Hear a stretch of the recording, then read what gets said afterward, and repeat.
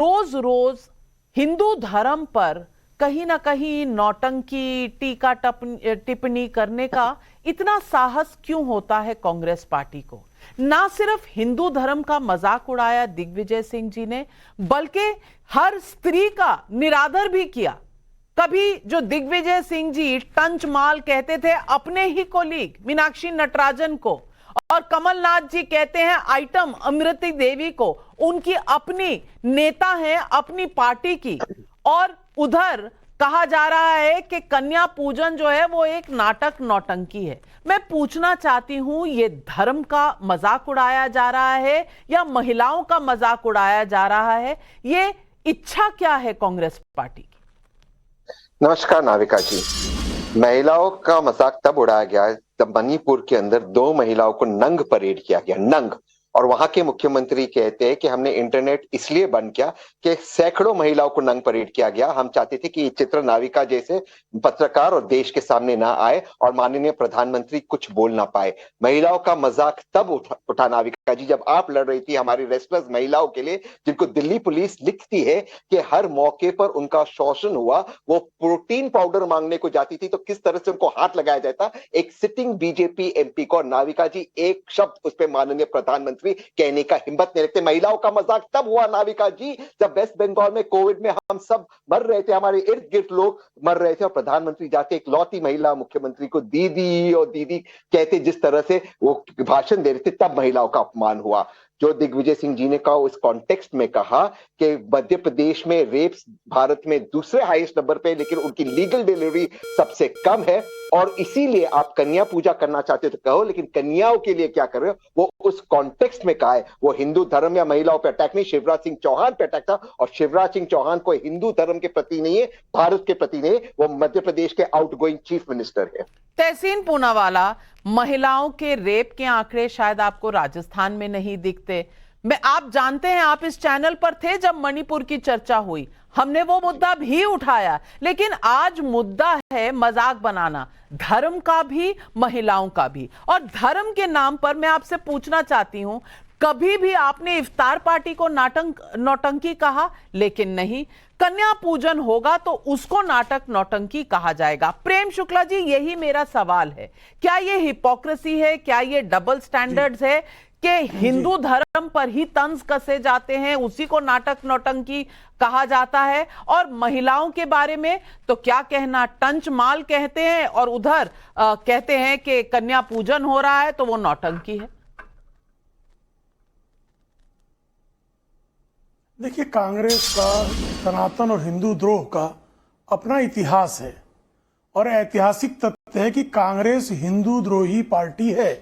स्वयं पंडित जवाहरलाल नेहरू खुद को एक्सीडेंटल हिंदू कहते थे। श्रीमती इंदिरा गांधी ने गोपाष्टमी के दिन सैकड़ों संतों की क्रूरता से, निर्दयता से हत्या कराने का कुकर्म किया। श्रीमान राजीव गांधी ने जो है पशुपतिनाथ मंदिर में एक गैर हिंदू को ले जाने की जिद करके नेपाल से संबंध बिगाड़े।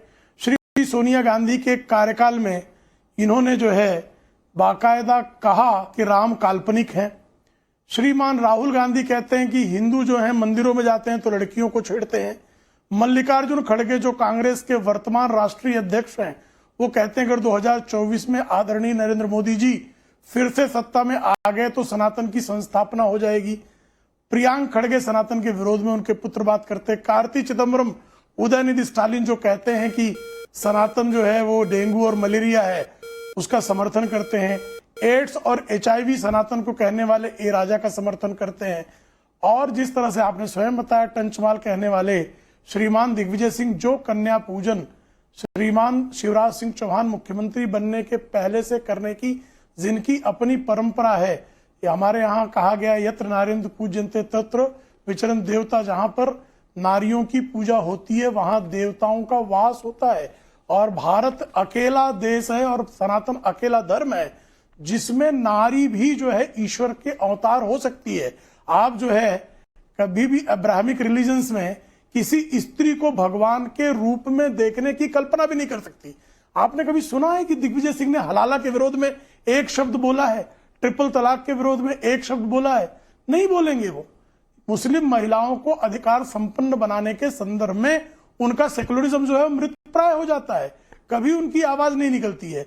लेकिन fact check करना अगर चाहता हूं। एक मुख्यमंत्री अपने घर में जो पहले से मुख्यमंत्री बनने के पहले से जो लगातार कन्या पूजन करता रहा हो, उसके कन्या पूजन के अनुष्ठान को नौटंकी कहना, ये कांग्रेस की सनातन विरोधी वृत्ति का विकृत चेहरा है।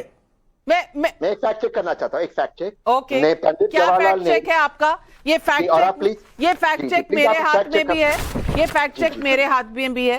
प्लीज अगर आप मुझे अलाउ करें और आपकी टीम को बता दें, मुझे फैक्ट चेक करें। पंडित जवाहरलाल नेहरू ने स्वयं अपने आप को कभी भी एक्सीडेंटल हिंदू नहीं कहा। ये शब्द बीएन खरे जो हिंदू महासभा के अध्यक्ष थे, उन्होंने कहा। ये बात एक्सपोज हो गई, लेकिन ये बताता है ये किस तरह के पाखंडी और झूठे हैं जो आकर नेशनल टीवी पे देश के पहले प्रधानमंत्री के बारे में संदर्भ दे सकता हूं। नेहरू ने स्वयं को एक्सीडेंटल हिंदू कहा है। नेहरू ने स्वयं को एक्सीडेंटल हिंदू कहा है। उन्होंने कभी नहीं कहा बीएन खरे ने कहा है। चैलेंज है मेरा, फैक्ट चेक कर लें, आप फैक्ट चेक कर लें। ठीक है, आपने फैक्ट चेक किया है तो प्रेम शुक्ला जी को भी बोलने का हक है, आप उन्हें सुन लें। जी प्रेम शुक्ला जी, माफी मांगेंगे। 10 लाख हिंदुओं का हत्याकांड कराने का सत्ता लोलुपता श्रीमान पंडित जवाहरलाल नेहरू ने की, ये सत्य है कि नहीं? श्री सोमनाथ मंदिर में पूजा करने के लिए तत्कालीन राष्ट्रपति डॉक्टर राजेंद्र प्रसाद जा रहे थे, तो उनका विरोध नेहरू ने किया। उन्होंने जो राम मंदिर पर ताला जड़ने का कुकर्म नेहरू ने किया, ये सत्य है कि नहीं है? ये भी फैक्ट चेक कर लीजिए। हिंदू पे बोले, ये भी फैक्ट चेक कर लीजिए। बनाने में अगर किसी का रोल था, वो पंडित जवाहरलाल नेहरू का रोल था। एक्सीडेंटल हिंदू बोल रहा ना, बोला नेहरू ने, एक बार नहीं, 100 बार कह रहा हूं। एक्सीडेंटल हिंदू नेहरू ने